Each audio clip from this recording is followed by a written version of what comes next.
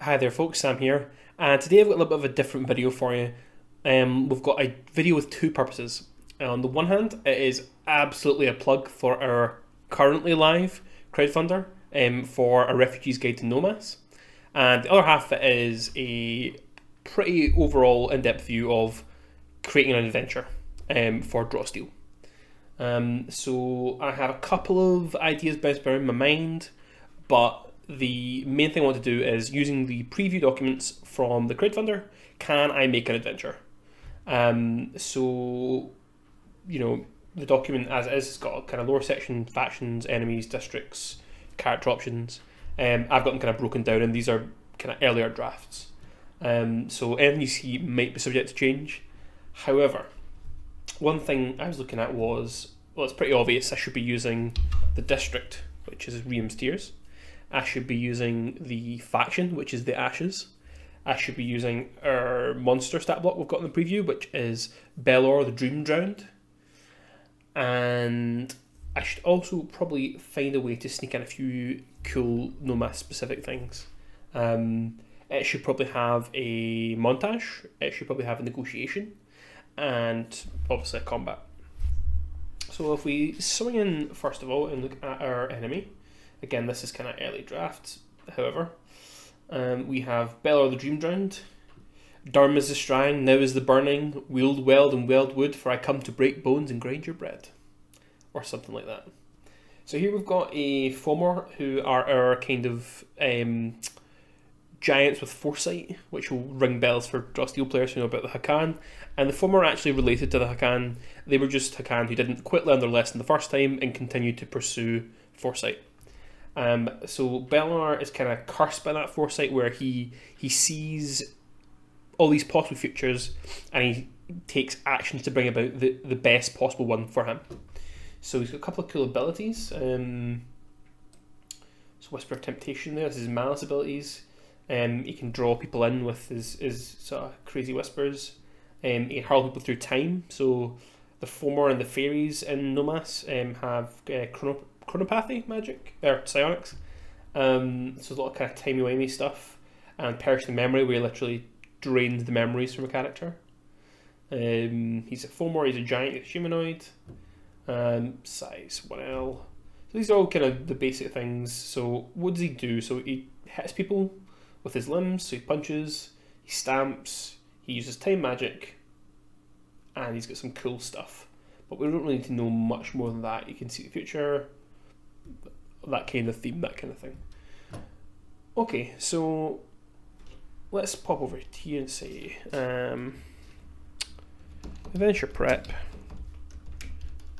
Nomas preview. And we have the villain, or the boss of our adventure. We're going to go with villain. Although I really do like the new term that's been banned around by MTDM, dastard. Someone who's just the villain of a small piece. Belor. He's a Fomor. And he wants to better himself. And he doesn't care if that comes at the cost of others. Okay. So let's dive back and see what we can mine from him. So we have... So I've designed these, so I actually have a lot of them in my head. I'm not, going to pretend I'm suddenly... I've just discovered this. So we have... Yeah, so all these things are totally true. He's absolutely the king of all the Fomor. Mighty, strong, smart. But I know as well he's got this, which is what I'm interested in. So, see in the future, handy thing to have for a villain. But he's also known to be quite charismatic when he wants to be, especially over people who are, I would say, more naive, like some kind of fairies can be. So I like this idea of like almost like a cult type leader. So if he's got subordinates, they're probably fairies. Now, I'm not creating fairy stat blocks just for this, so I'm going to put lieutenants, naive, but wicked. There'll be some, they're not, they realise they're doing things, that are not good for people. They're just somewhat easy for him to manipulate. But they are locked in along for the ride. Tiny, I don't know if they are tiny creatures. Tiny creatures fly. I'm imagining little demons or something will work for this, but we'll have a wee look at a bit in the monster manual. Okay. So, keeping to the challenge, what have we got? So we've got an area and a faction. So let's look at the faction. And get this incredible cover art by Inga. Got a devil and a talent there. And people pointed out a couple of times that there's little Minotaur and a merfolk Naya here, including some kind of illicit deal. But here we go. So the Ashes. The Ashes are a kind of, they're a criminal syndicate, but they're also quite flamboyant and theatrical. Their headquarters is literally a theatre. And they, let's see, what's their goals? Their goals should be here somewhere. Ah, yeah. Raise hell, oppose authority, and gain influence. Well, how could that align with Bellar? Well, Bellar could be causing chaos because it suits him. He's not necessarily anti-authority, other than he wants to be powerful himself. They probably don't want to get in with him particularly, as in like to gain influence. So probably something in the raise hell. So the Ashes are involved. I think we'll stick with the spreadsheet for now. So factions involved. Ashes.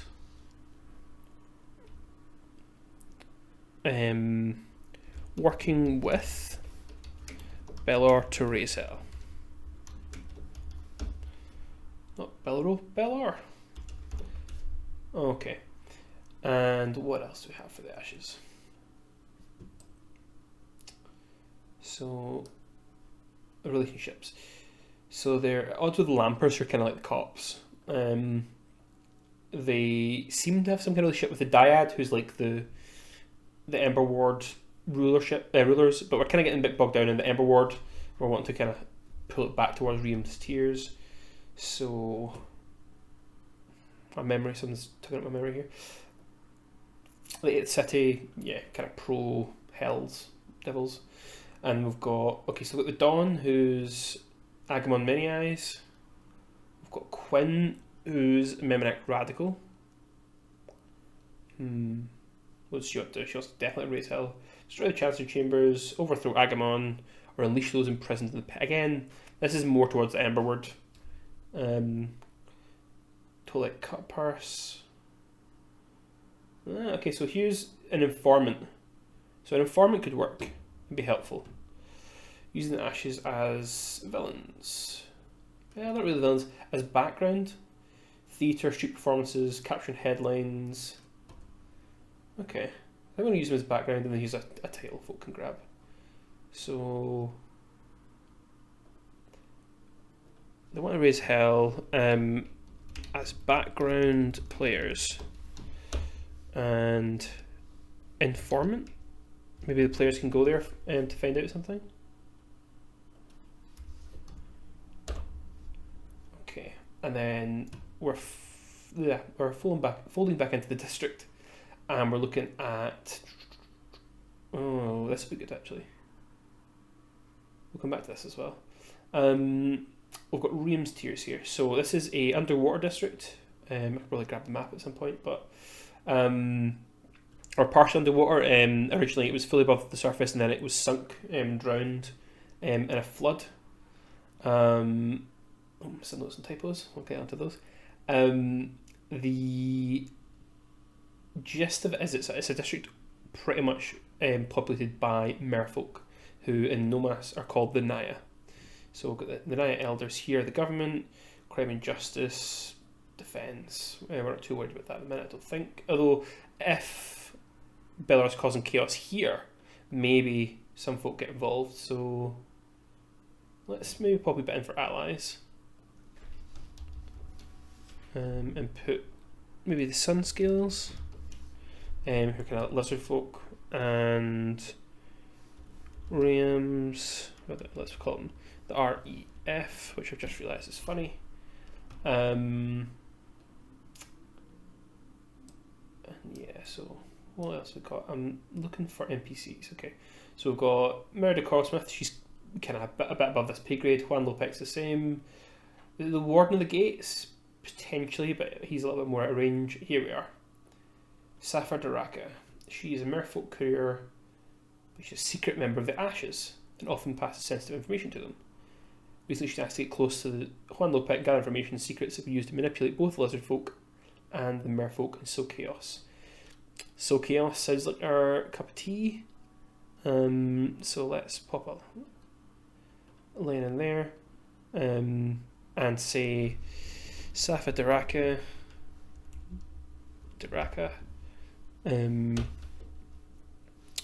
working with Biller, and maybe that's our in to the Ashes. Maybe if they expose to the Ashes that Safa Daraka is working with Belor, maybe that's in for the players, getting that title. So we've got a villain, we've got at least one faction to be involved. I'm sure we can find another.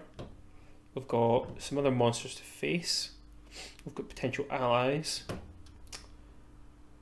What else can we pull in? So this is more player stuff. Although if we jump in, let's have a close look at the. This is just the Naya. Damn, I thought there was more here.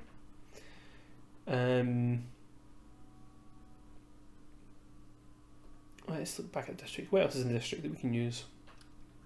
So we've got Naya and lizard folk and water elementals. That could be interesting. That could be another monster we could use, maybe.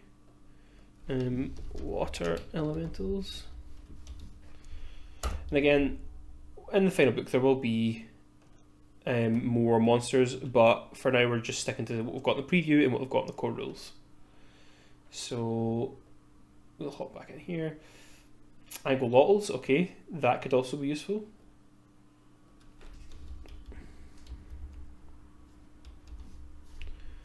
Although I think that's just one particular family. And we'll close the character options just now because I don't think we're going to need that. Landmarks. So we've got the Glass Fair, which is kind of a market. But I'm thinking some kind of lowish level. I think probably the level of adventure is going to be determined by our villain. So Bellar is level 3 solo. So our players are between level 1 and level. I guess it could be anything above it. I don't think there's a lower limit to who you can fight. But I'm thinking, let's say level 2 or 3. I think to make him a really tough villain, let's make it level 2. Level 2. So we also want a montage. You want a negotiation.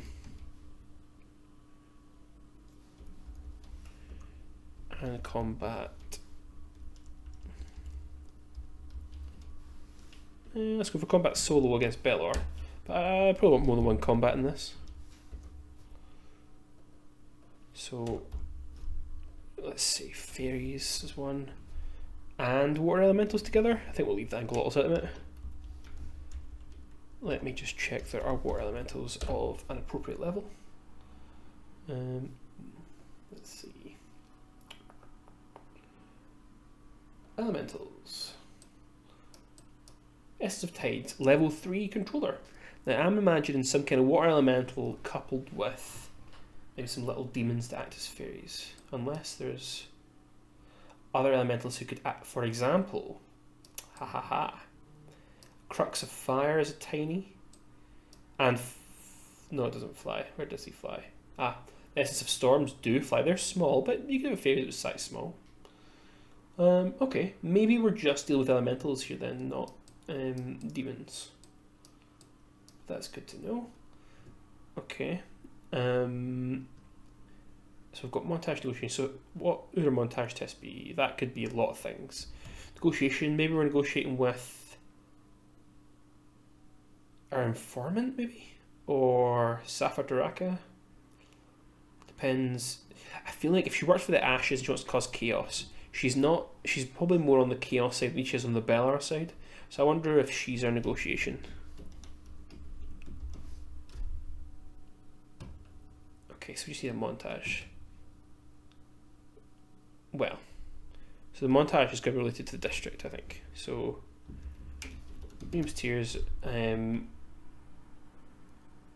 something water-based, probably, or what else goes on there? A lot of kind of marketplace, and our adventure in general is kind of probably figuring something out in the city. It's not really kind of charge your way through waves of enemies. It's more of an investigative intrigue sort of story, I think. So find someone.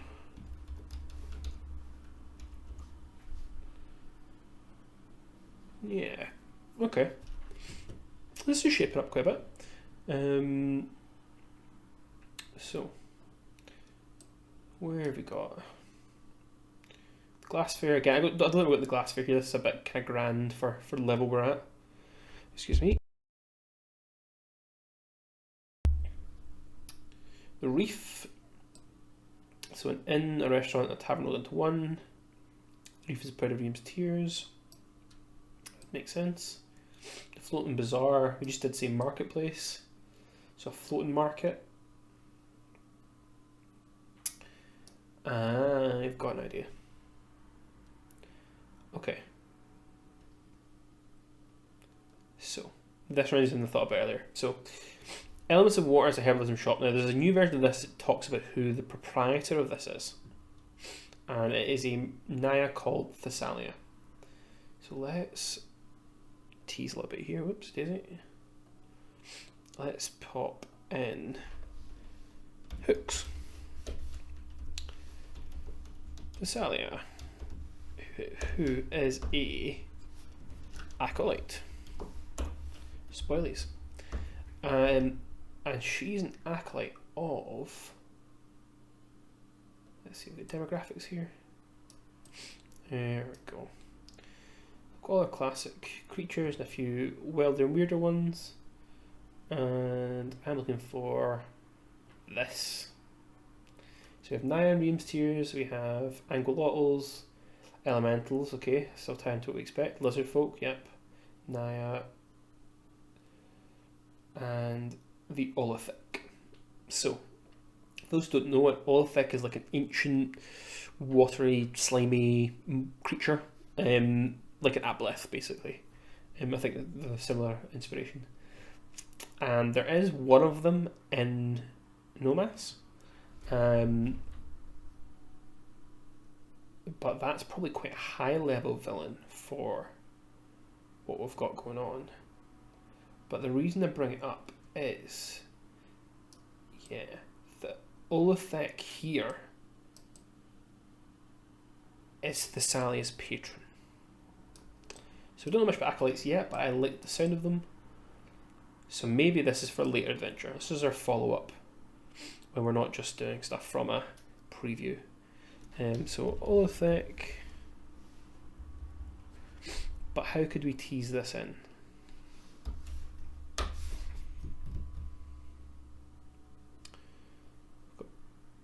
So we've got Belor is our villain. So Belor wants to do something we want to stop.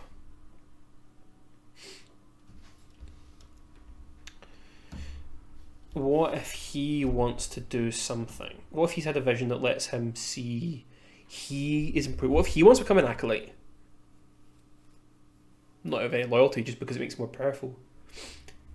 So what if he wants to become an acolyte? Because it'll make him more powerful. And so he's going to do something to get the attention of the Olithic. But Thessalia wouldn't be on board with that.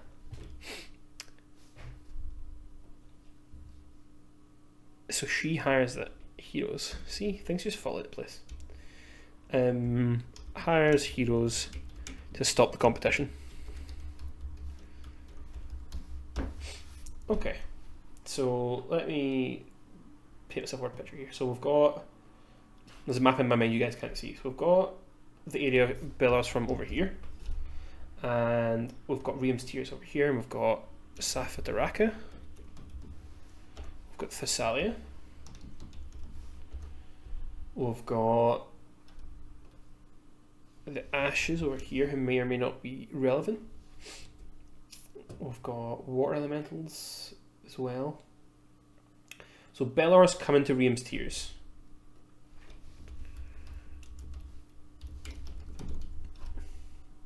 From the Maywood, which probably won't feature much, and we're not going to Ember Ward, it's over here. We do have the bridge up here, but I don't think we'll go up there. So let's tie these together. Belor's, so I realize this is all very abstract for you guys. We've got the Olithic up here. We've got Belor wants to raise the Olithic, or summon, raise, wants to give an offering.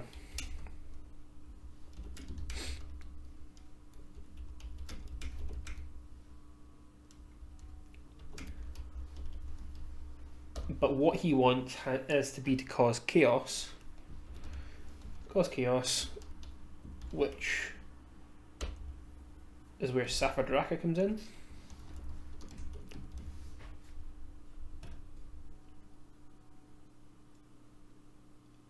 And stopping that is where Thessalia and the heroes come in.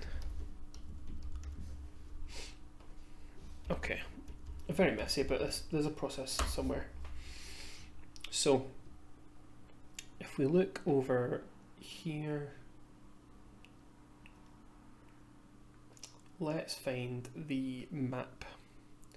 Bear with me a moment. And okay, so here we have the city of Nomas. So let's zoom in a little bit. So we have the Ember over here, we have the Maywood over here, and we're focusing on Ream's Tears. So let's see.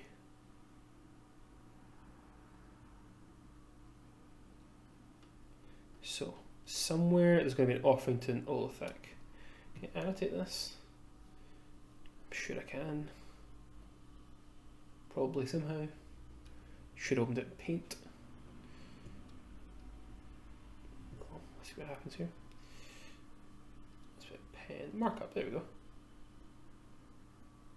Can't zoom, apparently.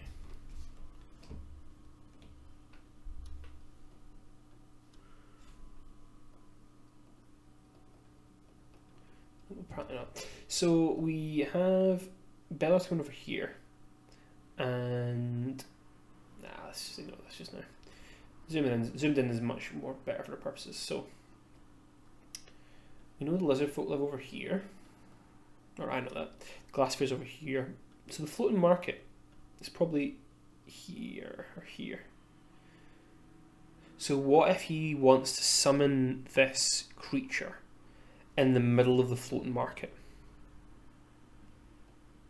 Or make an offering? By sinking the floating market? That could be a good idea. Okay. So we've got location, and the ashes and the boards up here, and we've got various things going on. Okay. I'm happy with that. So we will rock back over to this, and we can begin to make our plans. So let's also call this Adventure Prep.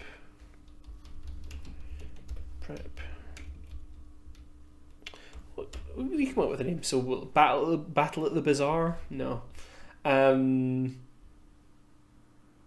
Stranger Tides is too. The Call of the Deep. Oh, because he's below the drowned, or dream drowned.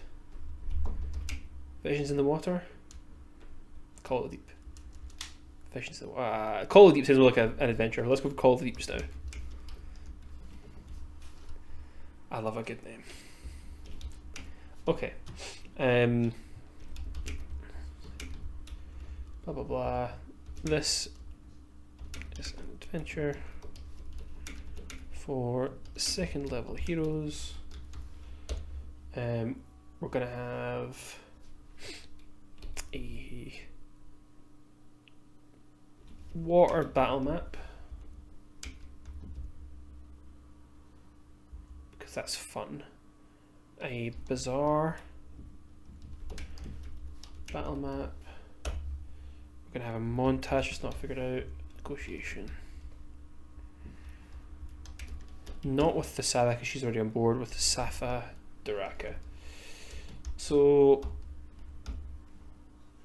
the heroes in the hook to know about this in the first place, and I think Thessalia is the one, but Thessalia is not going to go, hey, I serve a evil, slimy squid monster, come help. Thessalia hooks the players, or the heroes, I should say. So Thessalia hooks the players, and she sends them to look for Safa Duraka.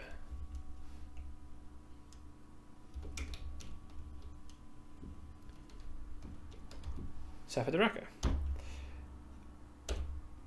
Find Safa Duraka is the montage test. What does Safa Duraka tell them? No, so Safa Duraka herself is negotiation. Negotiate with Safa Duraka. So she will need motivations, pitfalls, etc. What does she want ultimately? She wants chaos, but doesn't necessarily want destruction.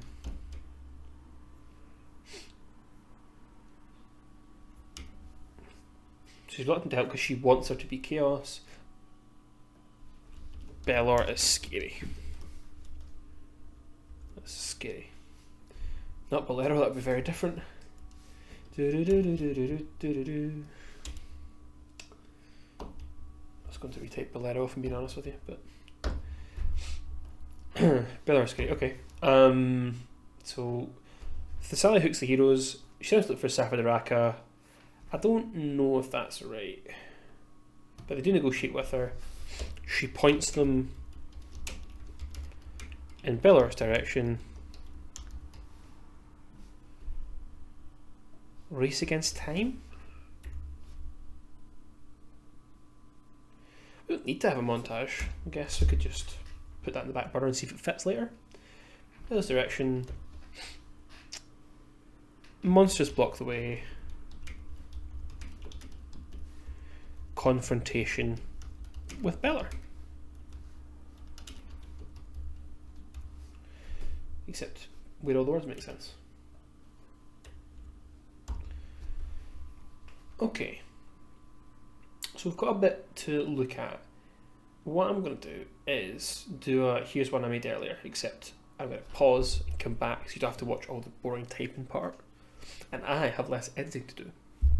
So, see you right now. I'm sure that lined up perfectly. Okay, so with the Call of Deep, it's a Drossel adventure for 6th level heroes. We've got a couple of things just added in by rote from some of the adventures that are open in license. And suggested maps we're going to back to, but we think it's a water map, which I guess will be, and then a, what do you call it, bizarre map. We come back to that. So balancing things. So image background we're going to put in. I'm not going to go into super detail. I might finish this up and I'll probably be posting it for folks, but basically, who is Belor? Who is Thessalia? And that's probably what is Belor trying to do? And then the synopsis is going to be a write-up of this stuff. So, I mean, I can write up for I guess show and tell. The heroes are attacked by a herbalist named Thessalia, who informs them that a terrible plot is underway in Liam's Tears. And she has heard that they might be able to help. Okay.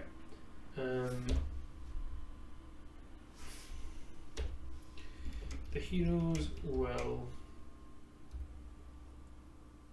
meet with Thessalia, learn that a Fomor named Belor is planning to destroy the floating bazaar.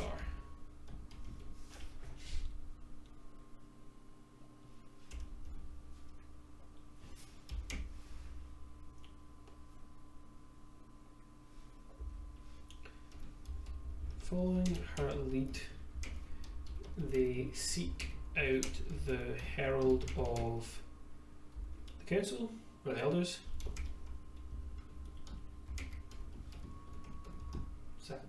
Safadraka, who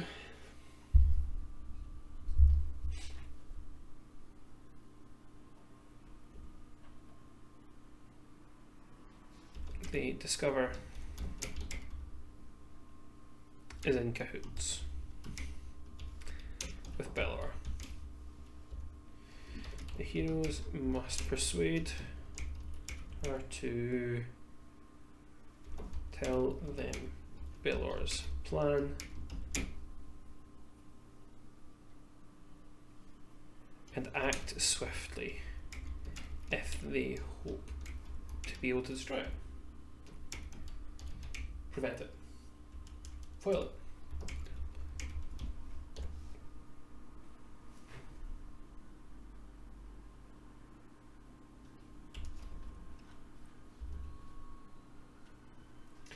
This is maybe where a montage comes in. The heroes will face Belor and try to prevent him sinking the floating bazaar. This is a bit you can back in later on. You refine and you sort of iterate and you make it make sense in hindsight. This is just a basic plan for us. You know, it's kind of an outline.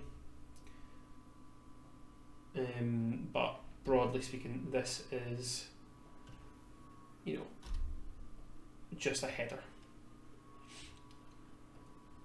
There we go. So first of all, Mermaid calls, and you know, we don't need to give details here about an Olithek or Thessalia's an acolyte or any of that stuff. That's stuff for us to know and to think is cool, and maybe tease through the adventure.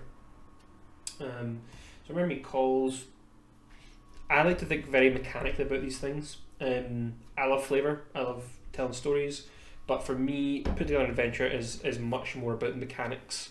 And once that's solid, I can then, you know, plug all the flavour in around the edges. So what has to happen when Thessalia summons them? So they come to her shop. They interact with the bazaar.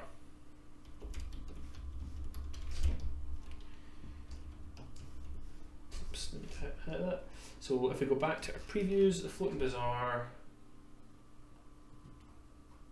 was down here, and so it's a big lake, market pond, day and night, carnivals.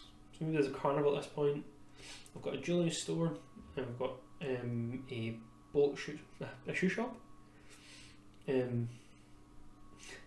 Solik Sixkins sitting in the shoe shine shop. He sits and shines and sits. And the Elements of Water is Thessalia's shop. So Market Pond, nothing exciting necessarily. If you have a wealth of one, hey, you can kick around here and buy anything. If you have a renown of one, you are entirely welcome here. Now that might not be correct, now that I think of it, because I think your renown can start at 0.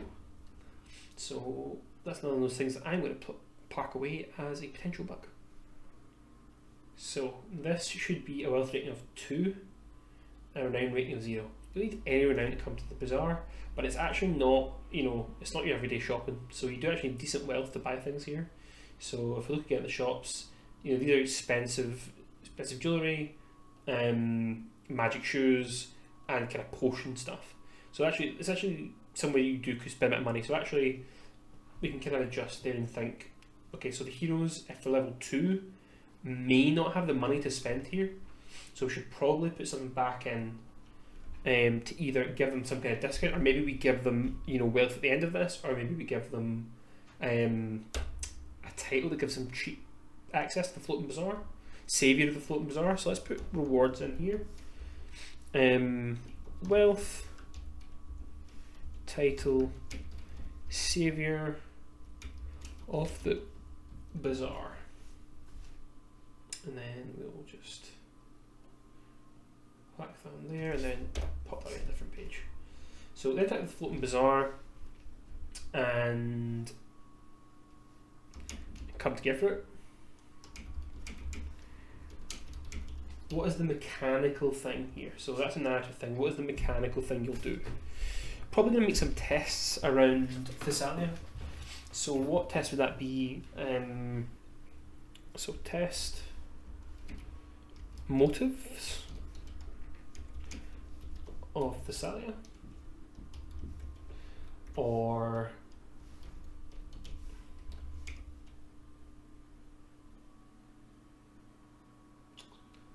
I'm trying to think. So she comes along, or she visits the heroes. The heroes come to visit her. She offers them gifts. She gives them mechanical benefits. She gives them treasure to do this. So rewards. Probably breathe underwater consumables to get underwater consumables. Probably I'm going to put gillyweed because that's the first reference that springs to mind.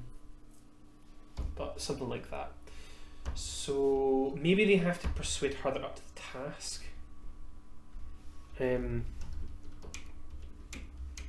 Offer more help.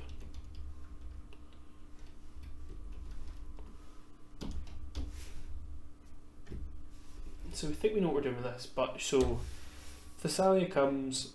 So they come to Thessalia. She says, Bella has a plan.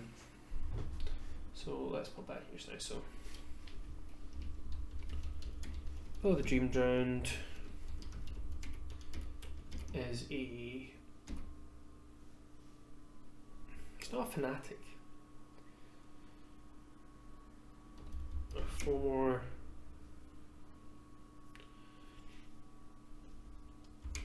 He has visions of the future.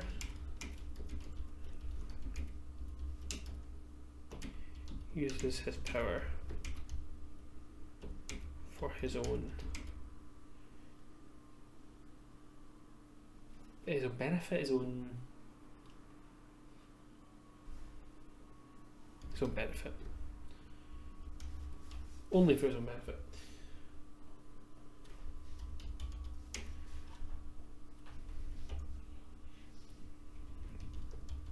And the fact he's trying to summon or make an offering to the Olithic doesn't have to appear here.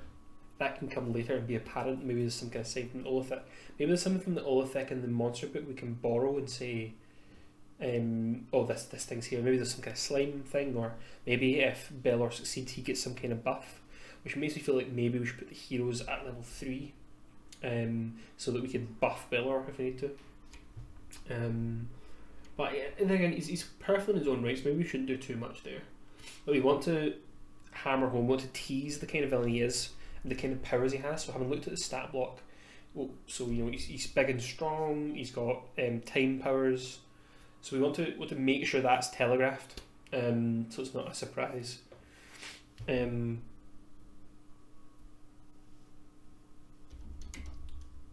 a plan to destroy.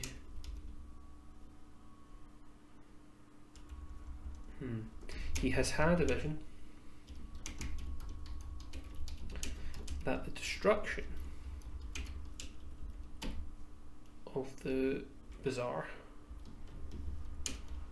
bring him great power.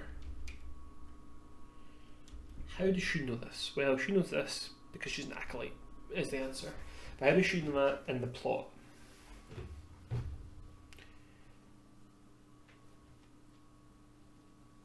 And she's thought in advance about this. So I have seen it.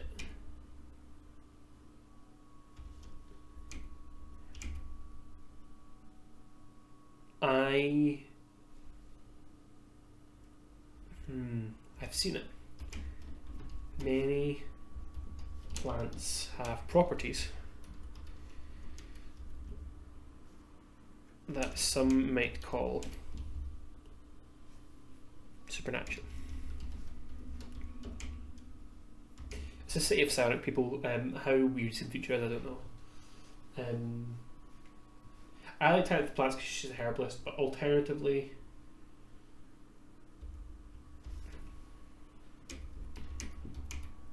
chronopath. I have seen it in a vision.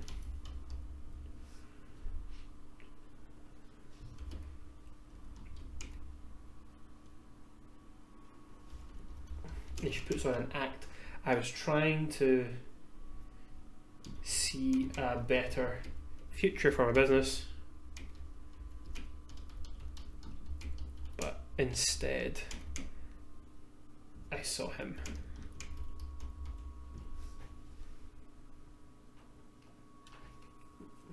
Considering the amount I've written on each of these, you can tell which one I prefer. So let's pop this in. I realise this might not be the easiest to read. A bit late to discover that, but okay. So this makes sense. Why should I go to the authorities? The authorities assured me the bazaar is protected as anywhere but the glass fair. The Lampers will keep an eye out for anyone matching Bellar's description.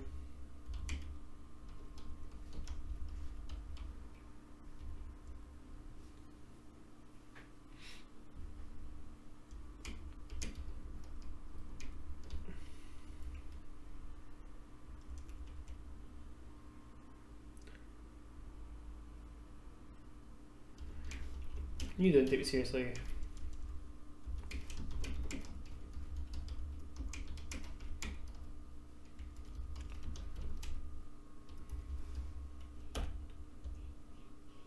So test if the heroes ask whether they believe her, they make the following test.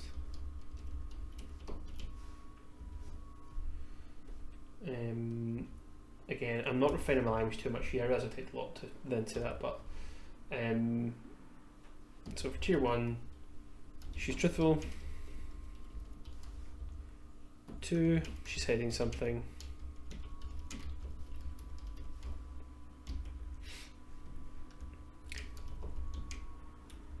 She's hiding something and knows you, and you realise she knows, and she knows you know. This could be dialed in.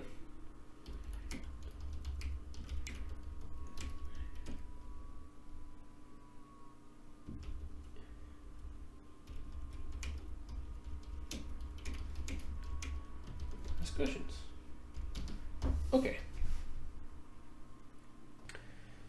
Okay, so where were we? So yeah, so we have a rough idea of what we're going to do in our first act. So we're going to have at least one test.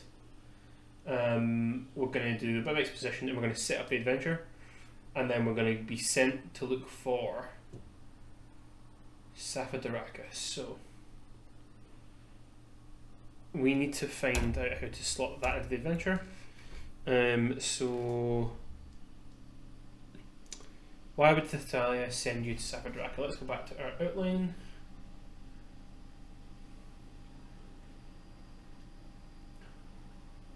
Okay.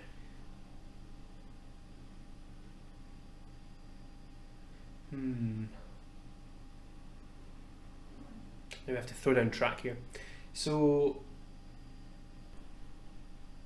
possibly Thessalia is just someone who knows a lot of things about a lot of people. That's convenient for us, but that doesn't mean it's not true.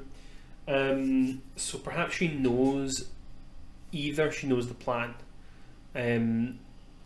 So let's just have her spill the beans.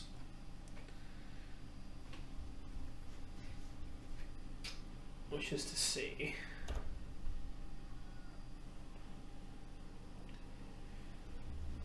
I don't know where he is.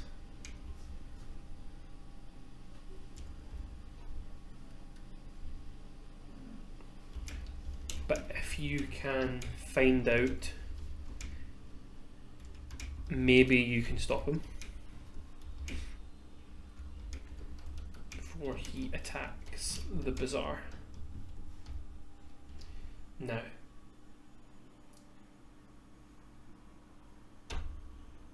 that basically prompts in my brain the idea that the route the P is going to take is they're going to leave the bazaar, they're going to go to Safadraka, they're going to then go to stop Belor, but instead of Belor they're going to find his agents, which is where there's that fight, and Belor will have already left and be heading to the market, so the heroes will arrive at the market as he's begun, and then it'll be a case of kind of stop the action or something like that. The Herald of the Elders, Safadraka. She knows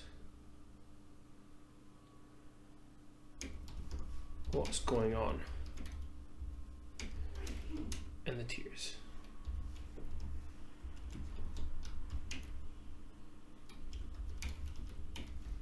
There.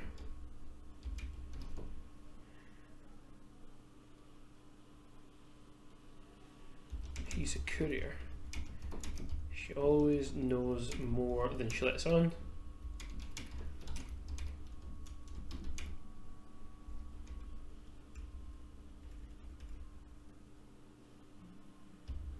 This is maybe a little bit weak, but we can come back to it.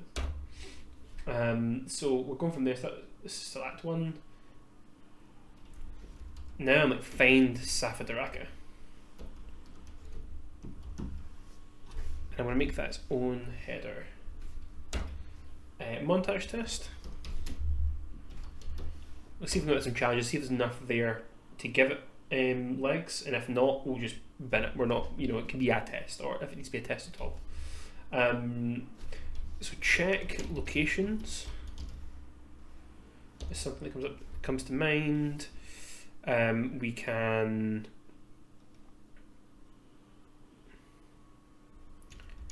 ask courier. Ask at the. This might be too weak, but we can, we figure it out through asking questions. Ask at the Elders Hall. I don't know if that's a thing, but it is now. How else would you find a courier?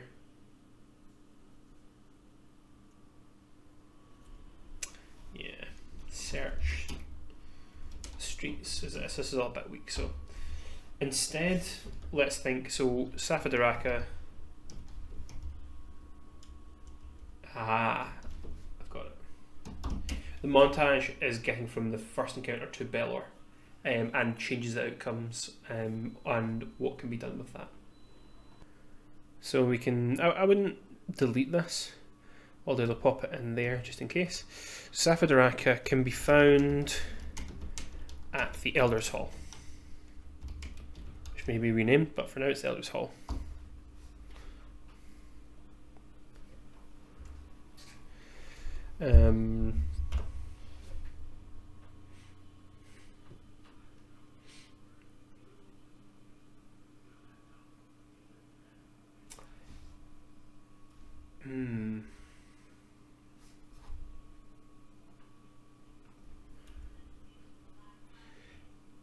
do tests. So this would be a test. Find Safadaraka. And then we go 1, 2, 3. And number 1 is going to be you head to Elders Hall.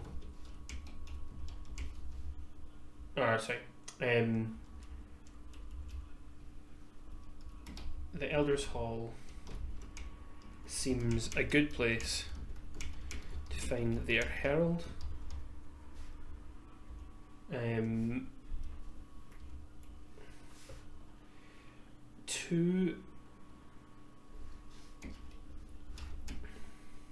This is going to be.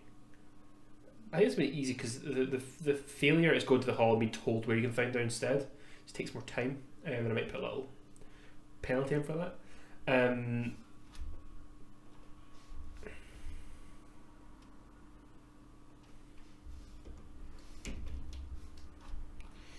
The heroes.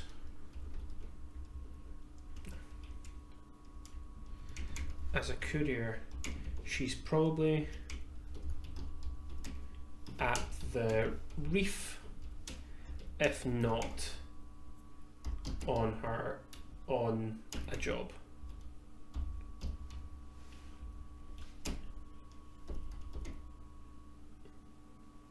You think so? It's a success with a reward. So as a courier, she's probably at the reef, if not on a job.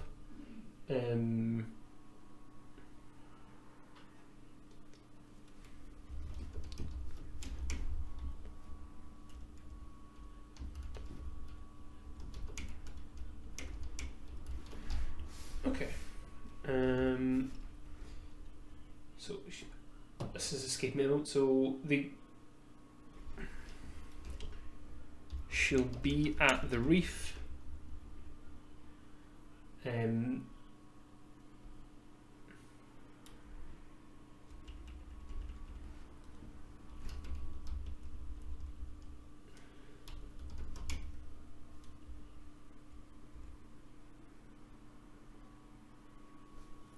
Maybe she's on a job or something? We'd have to figure this out right now. She's at the reef plus reward. Okay. So we've found her. Now we're going to have to negotiate with Safadaraka. So already we're looking at the structure of this, and I'm thinking. So we've got a montage. We've got a negotiation. We've got probably a hard combat. So that's going to be 2, that's 4. Probably get about 5 victories here. So it's probably on the short end for an adventure. But that's okay. There'll be other ways folk can pick up victories and things. So Safadaraka, I'll make that another header. What do we need for negotiations? Roleplay advice. That's something I'm not going to bother with right now. How did she come across? The reward. The heroes learn a motivation or pitfall. Ashes connection.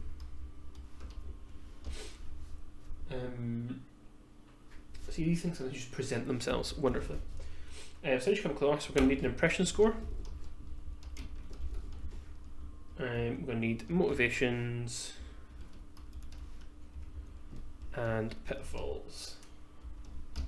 Now, again, using this, we've got previews, and to be honest, saving ourselves some time, the easiest thing to do is to go Safadaraka's member of the Ashes, go to the Ashes, and have a look at negotiation stats, which are here, and go, right, freedom, revelry, higher authority, and justice. This is the leader of the Ashes. Safadaraka is a lower level member. Maybe she's not got the same personal things here. Maybe she's listened to revelry, but straight off the bat, we know she probably values. If we wanted to, we go. She values her freedom. She values revelry. She spits in the face of higher authority. I think that definitely is true of her. And she... what else does she want? Doesn't believe in justice. So, she was treated badly. Isn't badly. Why shouldn't everyone be?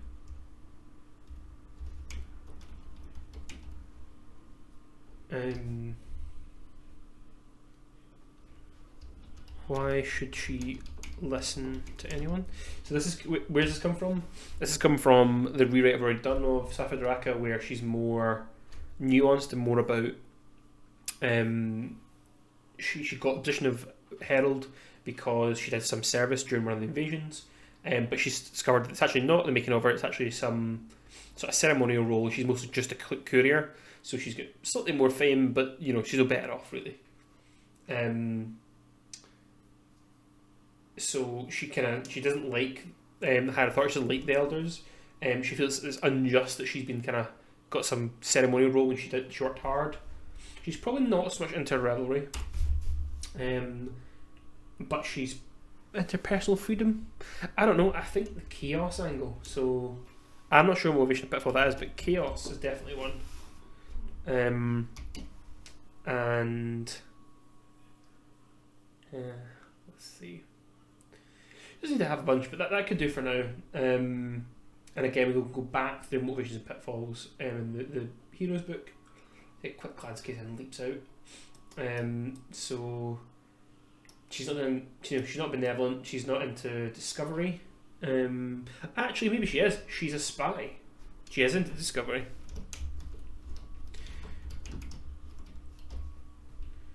There we go. I think in the nomenclature she's a cinder. Is her rank within the ashes. So what else have we got in the motivations? She's motivated by freedom. She doesn't want to be anyone to be in charge of her. Yeah, I think that's probably a given based on, I feel like it's kind of freedom and higher authority are like opposite sides of the same coin, same way some of the other ones are. Legacy could be one. She wants people to remember her. I think that's a good idea. She's not fussed on peace. She's not particularly fussed on power either, or vengeance maybe, but I think it's more legacy. She doesn't like she's been forgotten. So I think it's less chaos, because chaos is the outcome.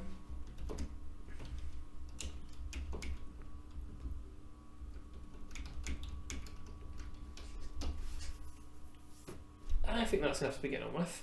And then impression score, she's going to be slightly higher than average because she's a herald of she's met important people, she's not impressed by them.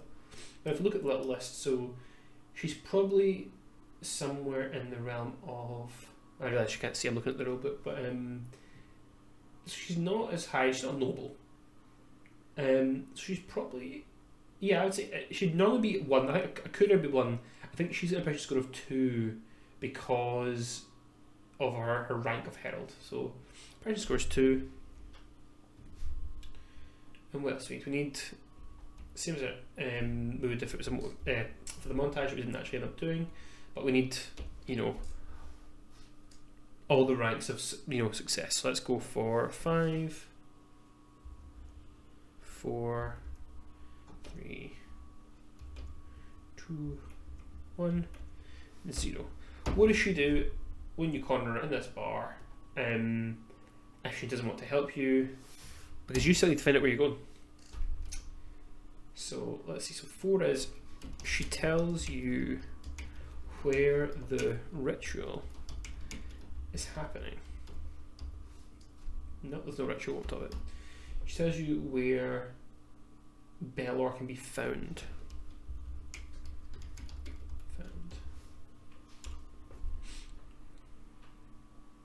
Again, her motivations and why she's helping Belor, why she knows, we can flesh out, but she tells you where Belor can be found. She refuses.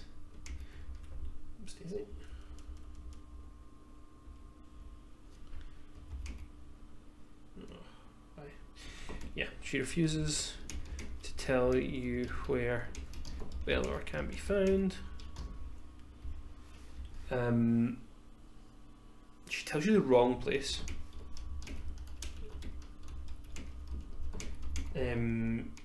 Penalties on montage test. Which will bold. So the rest is probably, she tells you where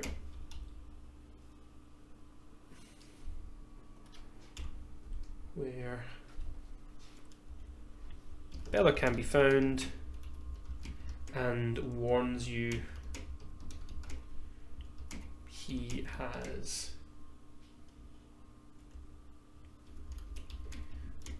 help from elementals, and maybe she gives you protection from cold or something.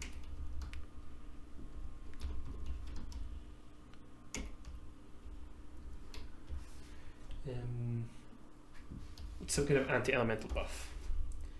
Maybe it's like item or something. Color cloak blue, maybe something like that. Okay, so this one is, she won't tell you. No, sorry, she'll tell you if. Tells you where to find Belor if you do something for her. And it can't be something you need to do right now that takes you away from the mission and is less time sensitive. But what could it be? So she could ask for something more lines with her goal. So she's her legacy. She wants the credit or something. She can insist, or she wants information, or she wants you to strike a blow against the elders.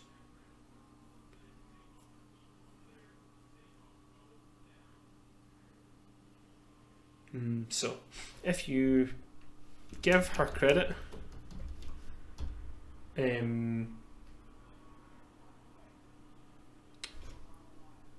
chastise the elders. Elders for letting Belor get so far. No, but. What could be no, but? No, she won't. But she'll tell you what they're planning. She won't tell where, but tells you what he's planning. And that probably means, in these instances, now I would want to playtest this to know what's likely to happen. However, where she tells you, she just doesn't tell you, you're left with the options of, what do? Just hunt, or do you stake out the bazaar? I think I'm probably okay with you staking out the bazaar. You just miss out on those couple of victories. But we could come up with something. We would plot that out. We could decide what would happen. But as it stands, I think this is pretty okay. If Safadrak won't give the information over, all you can really do is stake out the bazaar.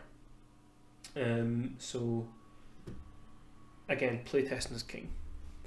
But from there, that's Act 1. So we're on to Act 2. The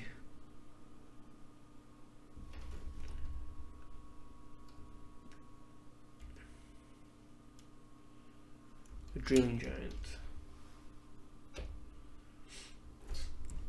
No. Not much. Okay. In Act 2, what do we need to happen? We check in our outline. Where, so I've met Thessalia. And see, this is already changing.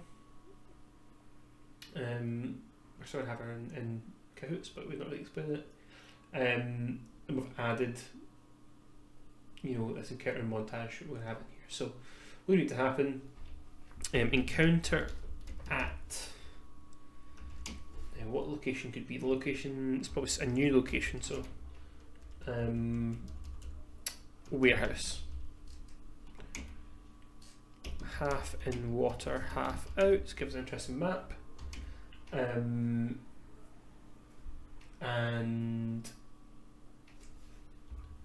what we can do for the encounter. So things that I would do prepare for encounter, like I did for the start of this, I'm gonna just kind of add in the stuff and then we'll come back. So, you know, abracadabra. Wow. So we're going to enter an encounter. I'm going to jump over to the monsters book and I'm going to leap to all the kind of numbersy bit, but this may be the boring part, but I quite like this part, working out who or what we can face. And we're also going to add more complexity to this later on, but just figuring out what the fight will be, we can then worry about other things. So currently we're set level heroes, we're going to assume 5, so we've got a budget of 40 EV. We are thinking elementals, so let's jump up and see what we've got for elementals. So, okay, so 40 EV doesn't go very far on these. So we want an essence of tides because water, which is 20. And then between the essence of storms and the essence of, crux of fire, I think we're going to go for essence of storms for our fairy, even though it's a little bit bigger. Who's to say that fairies have to be tiny? Or we could just make that call if we wanted to. So one essence of storms and one essence of tides fills our budget. Now, what I'm going to look at is, you know, what's the extra budget? It's not going to be 20, but okay. So if we have one extra hero, or if we're, you know, make it one difficulty harder, it's between 48 and 56. So we're adding an elemental gets dicey, but this is not quite what we'd thought of. Or I'd been imagining. I feel like a lot of little fairies would follow them. So I'm inclined to have a wee look around and see if there's anything more interesting that we could use.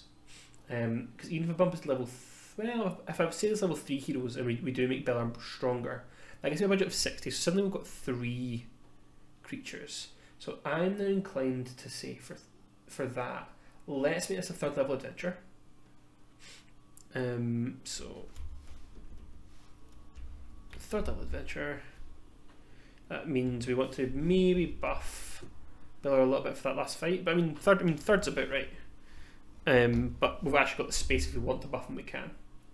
So let's go for 3rd level heroes. So we can have 60 EV. That's a bit better for us. And that's hard as well. So let's, 2 hard encounters. Let's bump us up to what, 6-ish victories. I can live with 2 hard encounters. I'm being foolish as well. So heroes should have 1 victory before this. So we don't want to bump up difficulty. So we're just going to go for 60 EV. So let's just put 3 elementals. And might as well keep them different. And we'll say an essence of tides, crux of fire, and essence of storms. So essence of storms.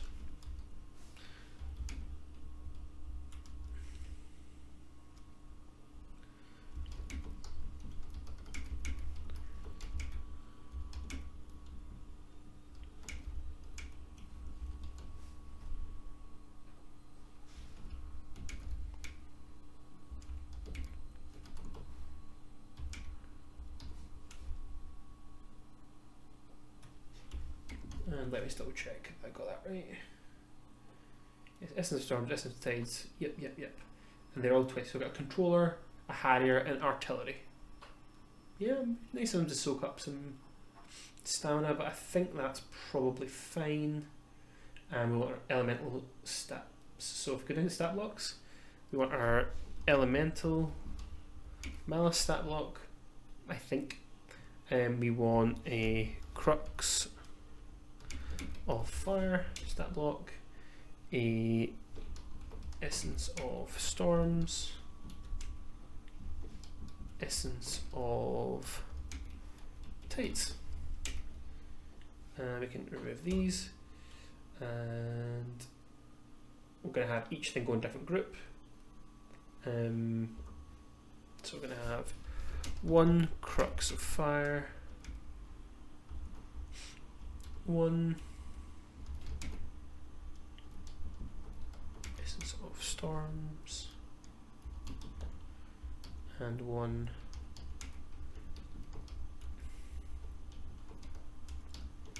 soft tights. And jumping back to that encounter here, let's see how I've listed it here. That looks fine to me.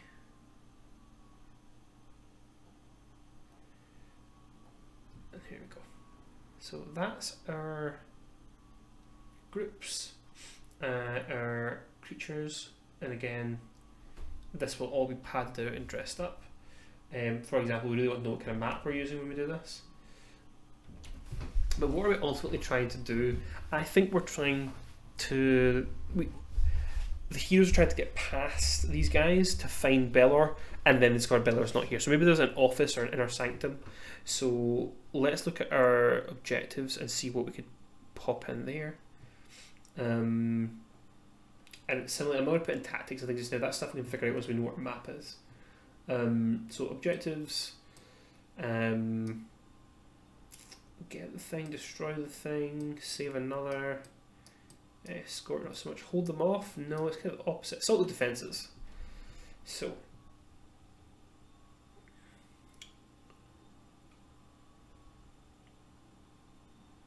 now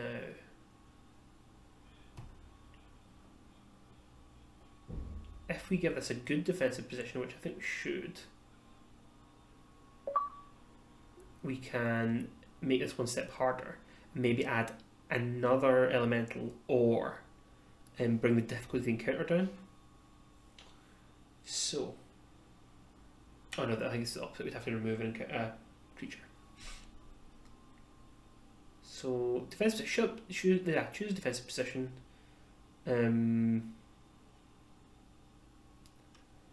not sure if this is great with 3 creatures. That's what I was looking for, but it's just not quite right. So I think it's maybe a straightforward diminishing numbers, and they'll break ranks and run. Because again, they're wicked fairies, they're following Belor because he's the top dog, not out of any great loyalty. So let's go for diminished numbers. So we've not got minions. These are mostly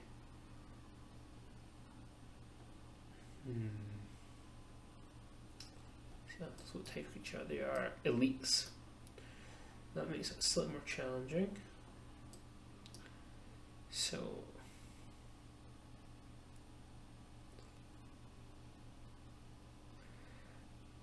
it would probably be a success condition that the encounter has a number of remaining foes is half or less what it was at the start. So if there's 3, when you get down to 1 left, the last one runs.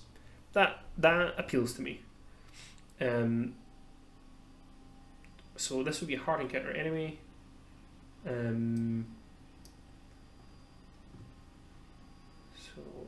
end of the encounter, if you come down here. Encounter ends when there is only 1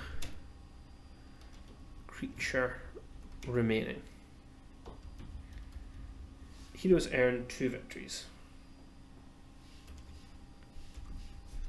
Okay, now if we have 6 heroes, 3 heroes, 4 heroes, this is all the kind of stuff that I would put in, but it's also a little bit more mathy, because we want to look really into the numbers. So for example, go back to encounter building. I always use the numbers one. I've heard the quick encounter building ones are good. I'm just a creature of habit. So if I look at it here, 3rd level, 5 players, we have a budget of 50 and we're spending 60. So hard encounter is a budget greater than a standard encounter, which we do, but no more than the party's encounter strength plus the encounter strength of 3 heroes. So 3rd level, so 30, so between 50 and 80 is a hard encounter. So if we have one fewer hero, that means it would be between 40 and 70. So I think there's one fewer hero, we're still good. We don't need to make a change. It's still a hard encounter. If we have 3 heroes, we're then looking between...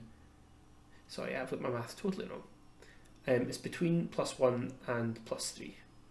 So 58 to... Sorry, 60 to 80 is hard. This is 60, so it is hard.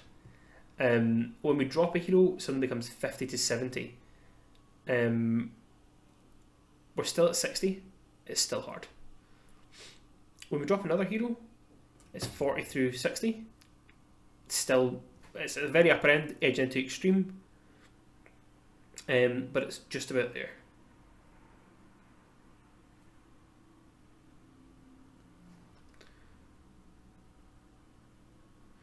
So I wouldn't make a change to this. I'm racking my brain saying if there's a reason why this is a terrible idea. But ultimately, this is a hard encounter no matter which number of heroes it is.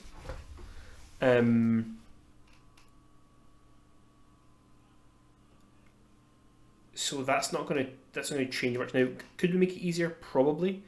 But I would want to test it as is. I often test with teams of 3, so we'll see how that goes. But I think I'll just take that out for now, because it's, again, like I said, the same difficulty, unless I'm totally losing my mind with maths. So we have the groups, which is the groups. We have a win con. We have the stat blocks we need, and we don't have tactics.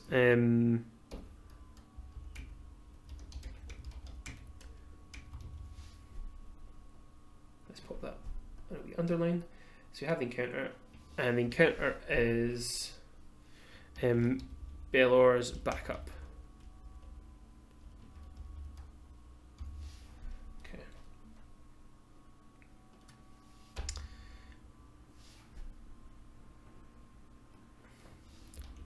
When the heroes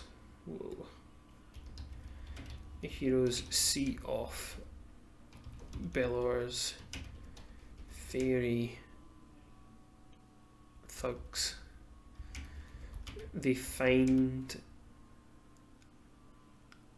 Belor has already left.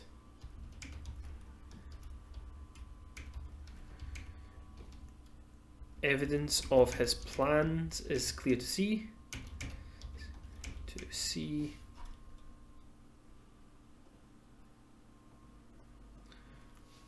And the heroes learn that he is trying to rouse an ancient evil from the deep. That's all I need to know.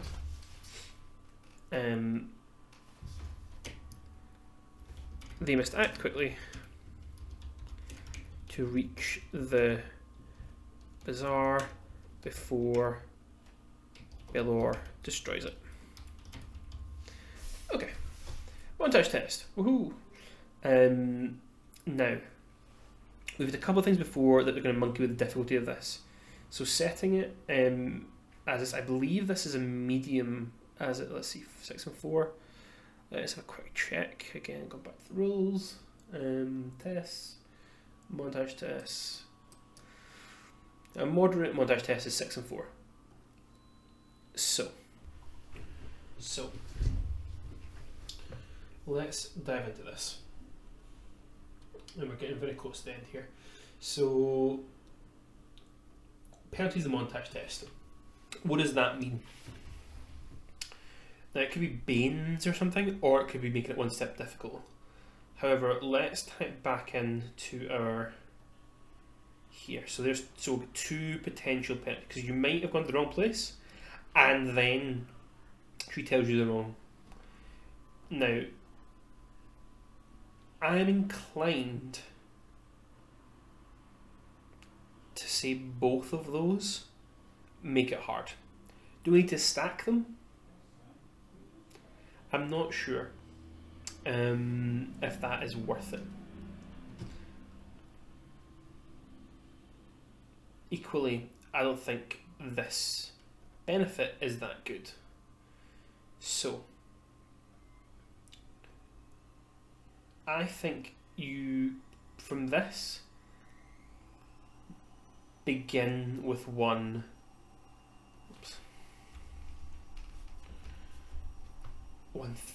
success, maybe?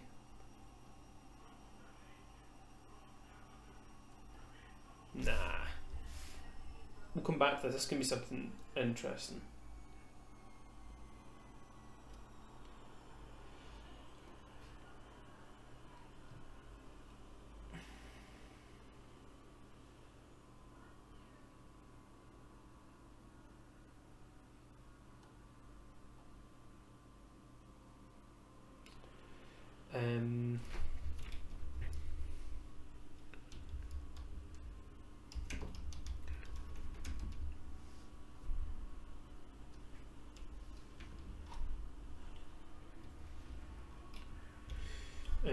What this will mean basically is if you get sent to the wrong place, you start doing the montage test because, you know, your unit, because you go to the wrong place, won't find anything, and then you'll hear the start of the problem. So maybe screams or explosions or something. So montage test requires, let's look at the difference between an easy and a hard. So hard requires one more success and one fewer. Success and allows for one fewer failure.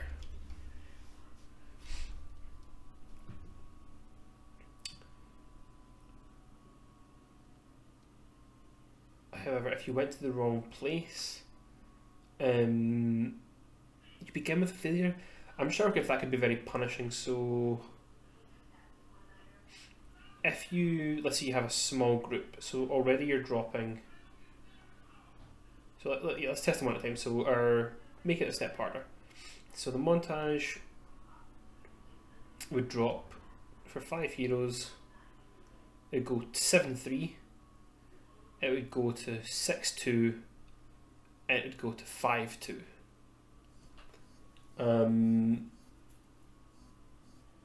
So that is 5-2 for 3 heroes. You couldn't even get 5, so that doesn't sound right. No, you could. Yeah, you would get 6 shots at it. So I'm talking rubbish. So that's fine. This is reach bazaar, not traverse the wood.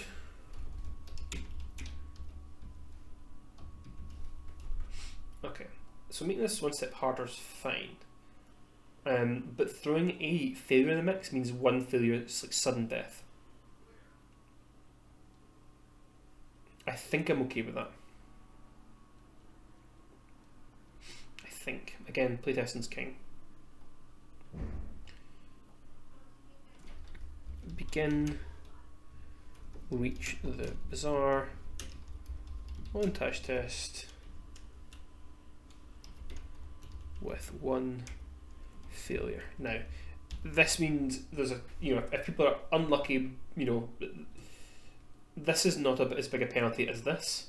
This requires you to really mess up. This requires you to make one bad roll. It's still a pretty steep penalty for a failed test.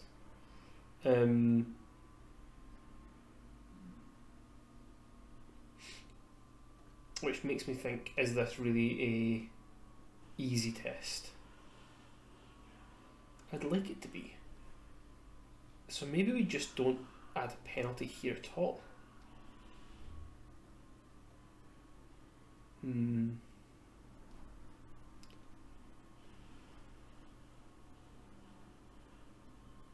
like having the success with the reward.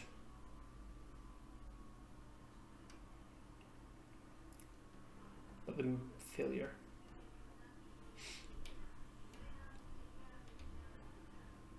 I'll put a comment in. Does this really need a penalty? What level is this test.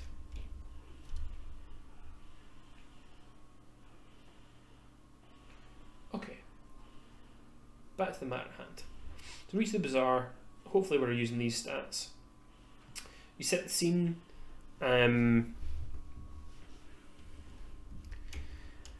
As you stand among the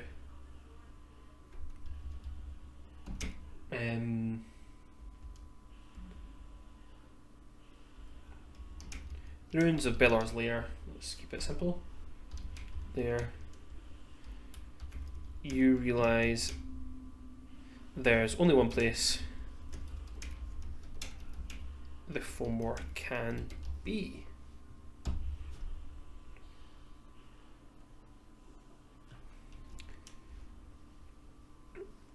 Making haste towards the bazaar, you hear the rumbling thunder, or the rolling thunder, thunder of detonations echoing across the district. So, what do we have for challenges? Panicking civilians. At least some explosions have gone off.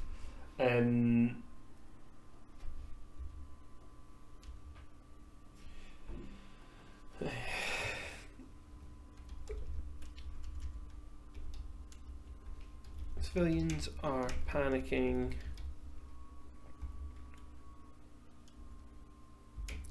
Blocking thoroughfares.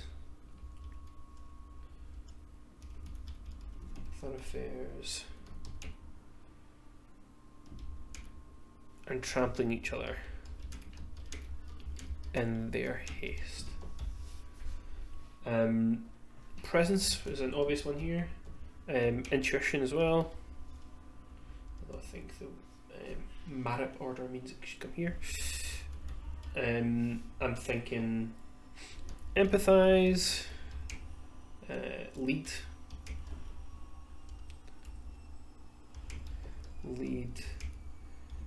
persuade. Don't think intimidate's going to do much, but that's enough for now. So panicking civilians, go with from these explosions.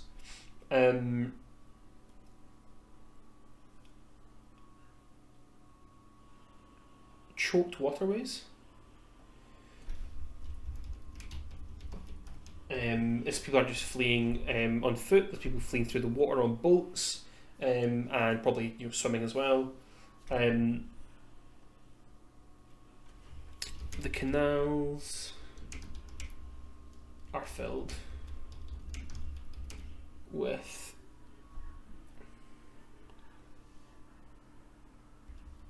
boats and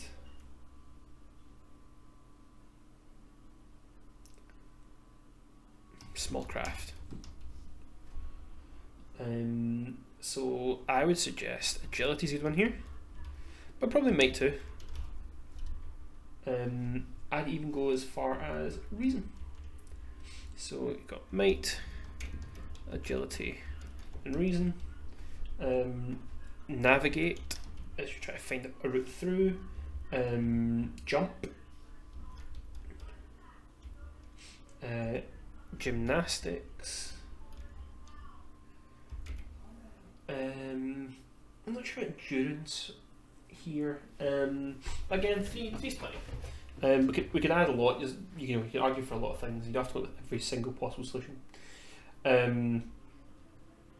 So we've got panicking civilians, we've got choked waterways. What's slowing us down?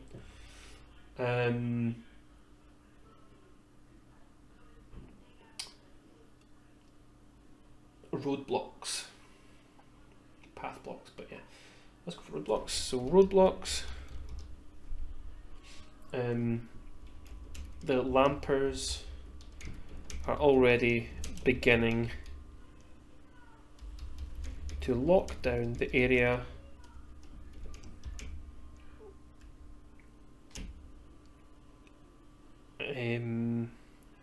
Guiding preventing people from entering the danger area.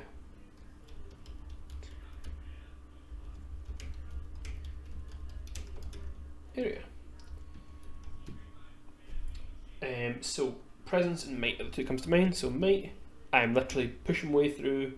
Probably agility actually for sneaking my way through, and presence for convincing. So here I would go for jump again. I'd go for stealth. Sneak. It's not an A in sneak.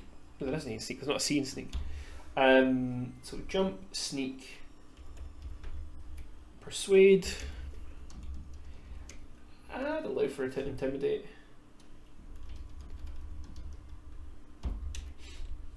Lead, less so. You're really to inspire the lampers. Maybe you are. But again, intimidate, jump, sneak is one for each characteristic. Fine by me. So we've got 3 so far. Now, given that our average is going to be 10 tests, or up to 10 tests, I would love to have 10 challenges, but 3's certainly too few. Now, we can allow for repeat tests, and we can add that in, but let's go with a few more. Because this is usually the hard part, it's got with, I find one time just got with a lot of challenges. Also just for my sanity, let's all pop it in the same font. What else can we have?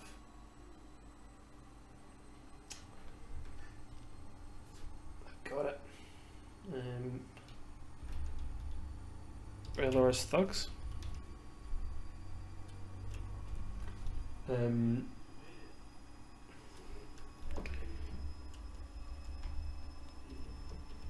Fairy renegades.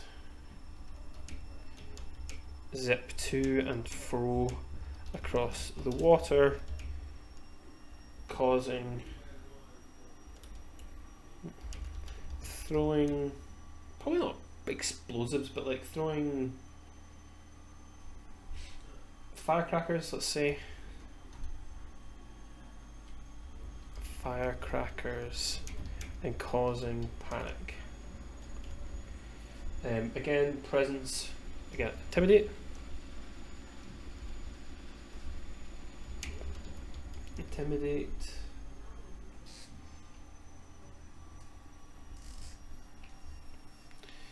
And I think agility to literally snap one out the air.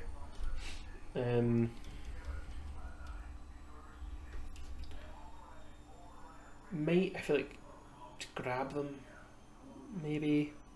Agility and presence are my leading ones just now, but let's think. So sleight of hand, I think, to grab a fairy out the air. Sleight of hand is skill. I have too many games in my mind, as I'm sure everyone does. This would help. Let's have a look at the skills and see what we see.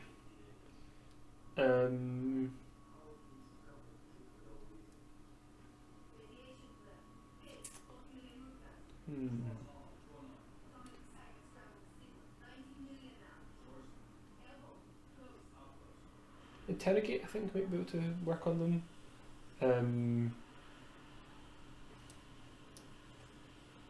Let's see.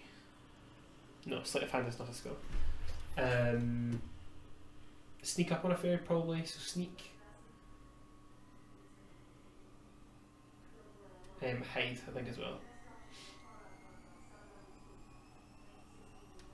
And alertness. So sneak. Did I say hide? I think I meant hide.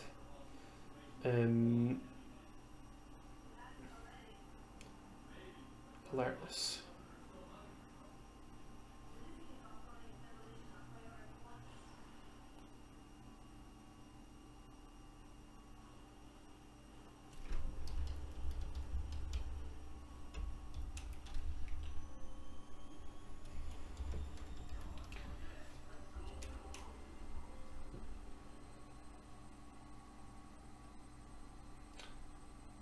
Okay, again, one for each is fine. So I've got 1, 2, 3, 4. Literally traverse.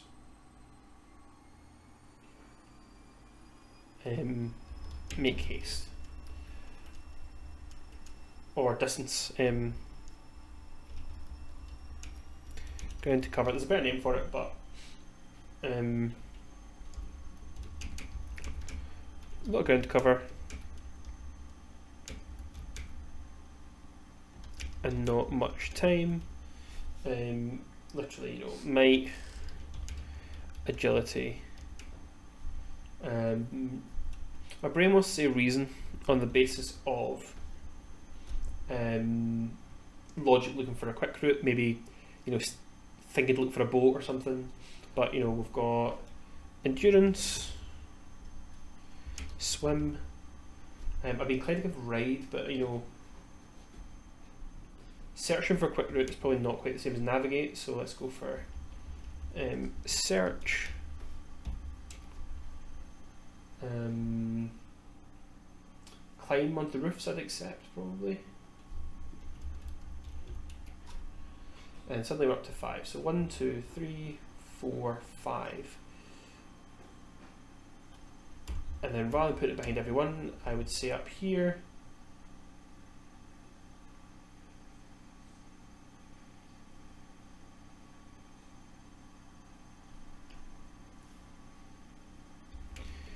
Each test can be completed twice.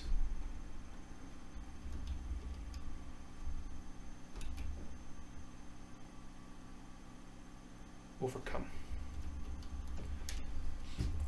I could probably think a couple more. I probably would think of a couple more. I'd like to at least get to that kind of 6 mark.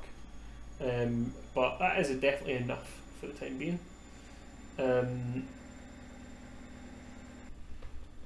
Okay, so now we need our outcomes. So, what happens if you fail? What happens if you partially succeed? What happens if you have a total success? So, if we go back again to our montage test and look at our breakdown of those. See that? So,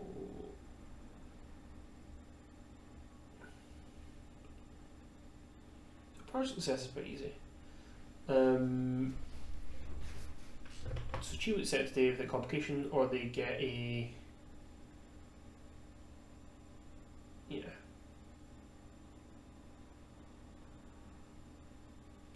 complication or a failure. So we're thinking it's going to be stop the is probably the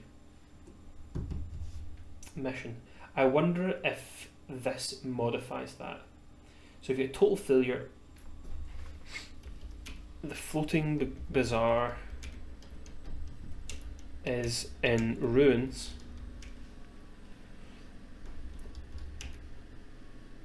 Belor stands there waiting for the heroes. I'm going to put this little note in here.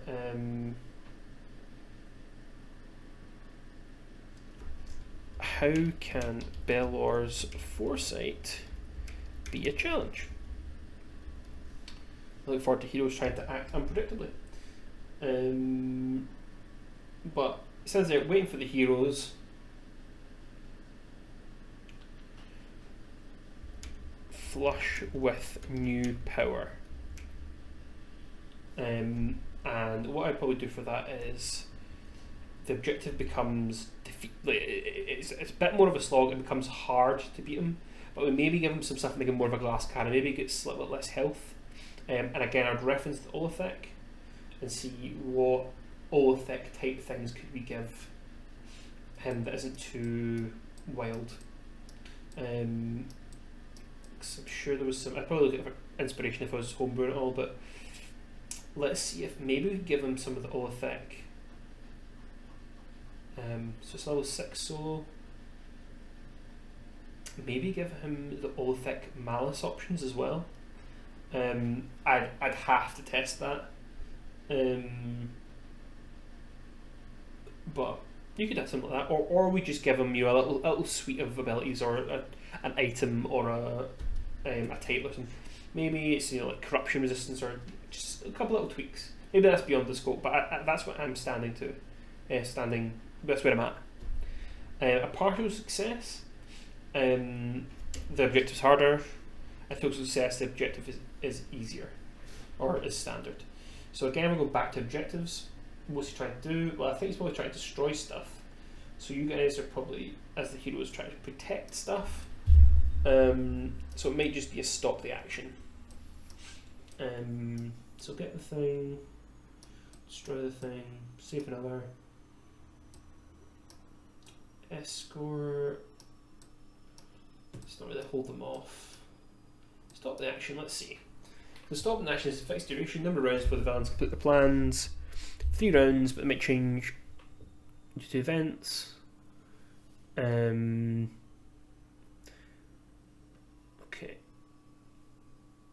Zoom in a wee bit.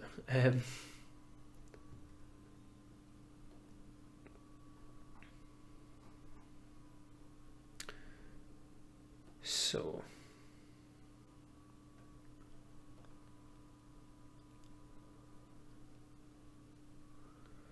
just for solo, difficulty, one category harder if it's 2 or less, one category easier if you can be stopped by killing any one creature. I don't know if I would specify this, considering. So 1 victory if conditions met, if they earn 2 victories if 6 conditions met and the character's difficulty is extreme, or they stop it before the last round, and if they fail to stop it, they earn no victories. Where does it say what they do?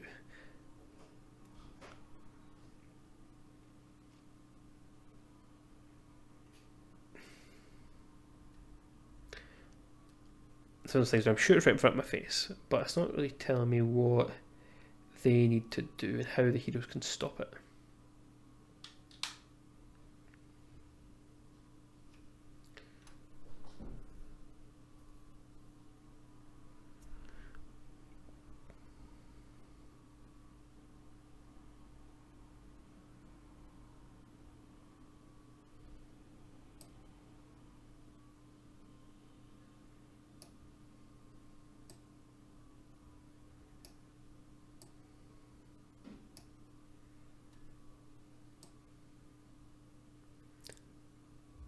So this appears as another objective. I'm entirely unclear. So I think what I would do for this is say it's 3 rounds for Belor to destroy the place. And so the heroes would then have 3 rounds to defeat him. Which, 3rd level solo, they're level 3. I think they could do, but it's not too hard. So how do we make this the part harder? I think we knock it down to 2 rounds for the partial. There's probably a dial here. So typical is 3 rounds, and then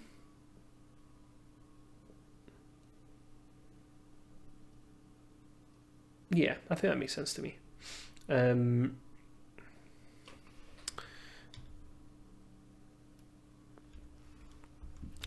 Belor has already destroyed the first,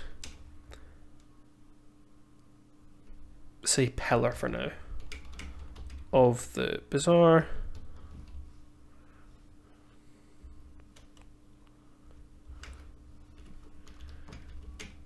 Number of rounds.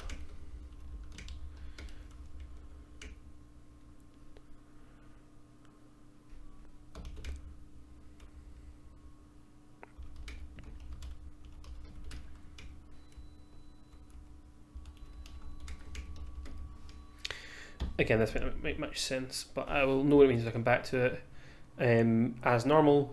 And then we're just doing the same with the combat again. So we're going, let's just copy this over.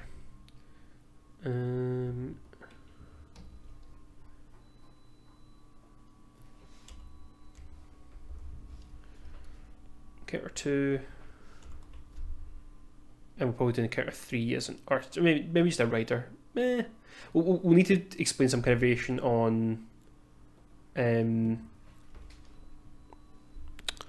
add total failure options.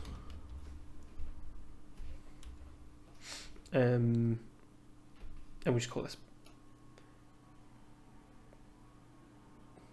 Baelor. And we just do Baelor, not Bolero, Baelor. Dream drowned.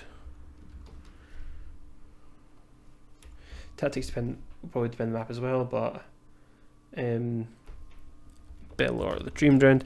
And what I'd probably do for this is look at some adventures, maybe Dealing Tomb, where the Arix is, and see how that's laid out. But again, we're not necessarily looking for a professional job here, we're just looking for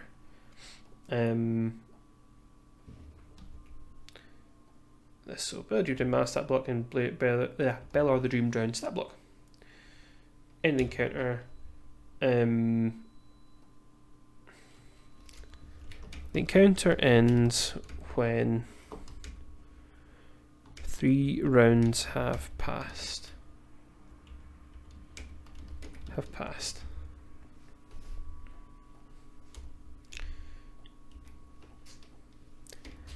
If Baelor, we'll see, remains alive. Oops.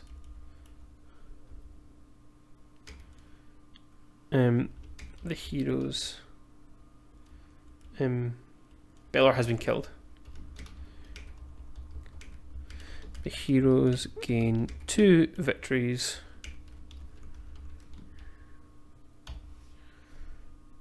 Killed.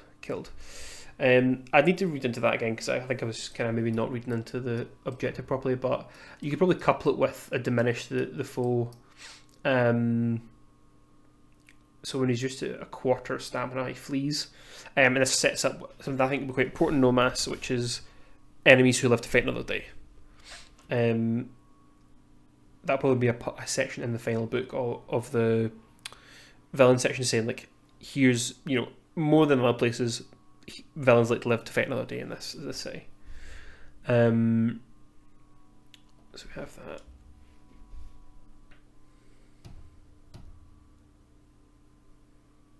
And then we'll set it up. It's also much shorter than our previous one, but it's stuff we've already covered in the video, and there's no need to kind of do it all right here, right now. I am going to finish and tidy all this up. But, I mean, there we go. There's what, 1, 2, 3, 4 pages. Say 6 pages once it's fleshed out properly. And we'll get some rewards in there as well. Local hero, if I've not already got it. Local hero title. Savior of the Bazaar.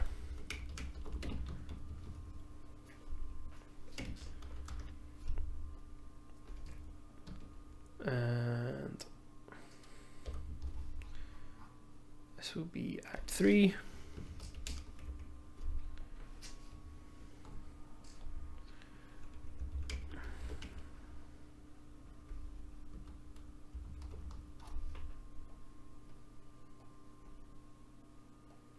Okay. I forgot what the word is. It's not a conclusion. Denouement.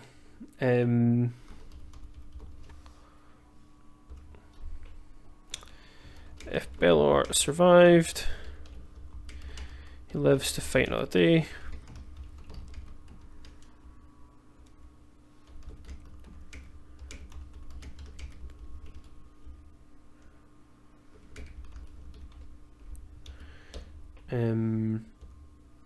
If Baelor died, his body is claimed by the deep.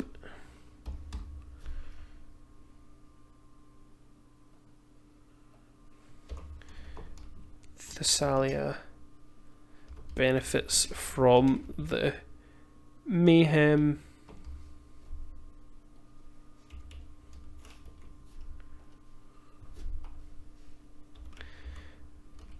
Safadaraka.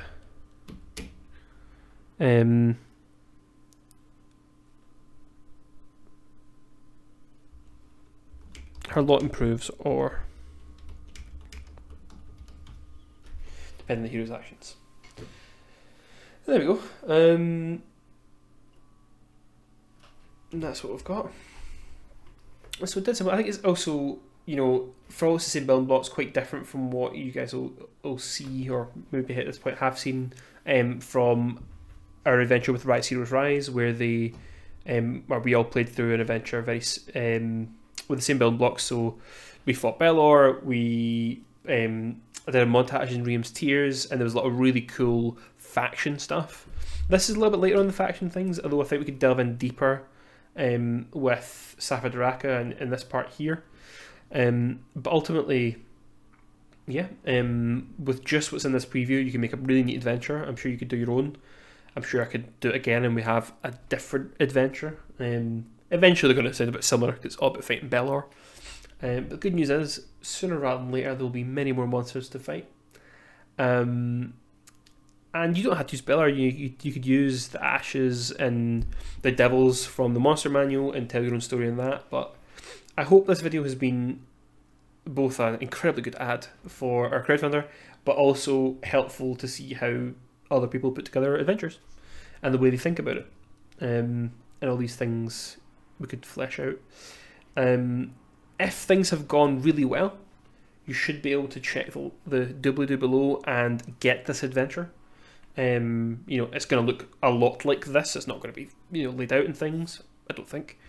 But you can play it, give it a go. If you are interested in sort of city adventures, in psionics, and planar cities, then I hope you'll give us a look and maybe back us. At this point, we may have already backed, and I'm cheering. We may be never backing, and I'm in tears. Who knows? But I hope you found this useful, and I will catch you all next time. Cheers.